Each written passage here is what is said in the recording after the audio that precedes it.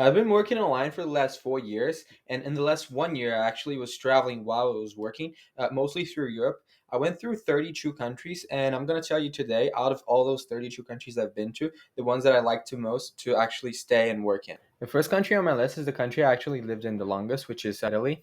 I lived in Naples, I lived in Rome, and I also lived in Pescara. They're all more or less in the middle, which is a region I would actually recommend the most in Italy. If you go more south, infrastructure is going to get a little bit worse, even though prices do get lower as well. It might not be worth it. And if you go north, then prices might get a little bit more expensive, and also it's going to get a little bit more on the colder side, which for some people is not ideal. But if you live, for example, in Pescara or in cities near Rome, cities near Naples as well, they actually are still quite in the middle. They're still quite close to Rome. Pescara, for example, is only like an hour and a half to 2 hours from Rome, which is very decent. They're very close to the beach, regardless of where you are, because Italy is very thin. And also, they're close to the mountains. It's not the Alps like or the Dolomites like in the north, but it's the Apennines, which are still very high up. They're very beautiful, and they also have ski resorts and all that. So it's good because you can have everything close by, and then if you need to go away, for example, if you want to go outside of Italy, you can very easily do that either through trains, through buses, or especially through planes.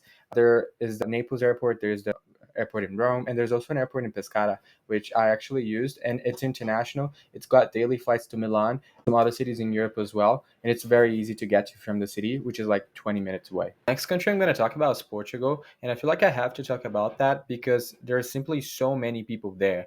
So when I went to Lisbon and also when I went to Porto, half the people I met were digital nomads, especially from the US, who are taking advantage of some remote worker visa that Portugal currently has. So just by default, if you know there are a lot of people who work remotely in one particular country, you know that that country is probably good for people who work remotely. Also, considering you're in Europe, it's hard to ask for better weather than Portugal.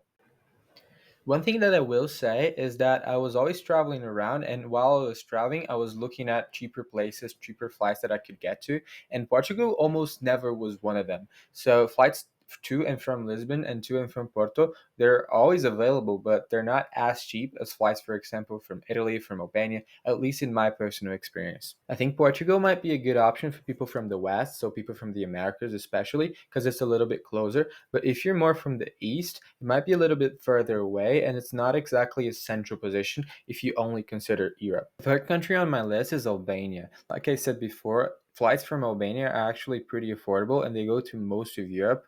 It's also quite in the middle. It's in the Balkans. It's not in the EU. So if you need 90 days out of Schengen, that might be a good option for you. And it's also a very, very cheap country because it doesn't use the euro. The weather is pretty hot and humid, but honestly, why would you care if you're by the beach, right? Next country I'm going to talk about is Poland. If you're down in Krakow, you're near Budapest, you're near Prague, and you're near mountains in Poland. And then if you're in Warsaw, you're not that close to those countries or those cities, but you are close to a great international airport that can lead you pretty much anywhere in Europe. So Poland is normally a country that people forget. It's a country that people don't think a lot about, but it is truly one of the gems of Eastern Europe. It's a bigger country. It's got a lot of people. It's good for party. It's great for food. It's good for prices as well since it doesn't use the euro yet. And honestly, if you're looking for something that's a little less beachy with a more central and Eastern European vibe, then Poland is definitely for you.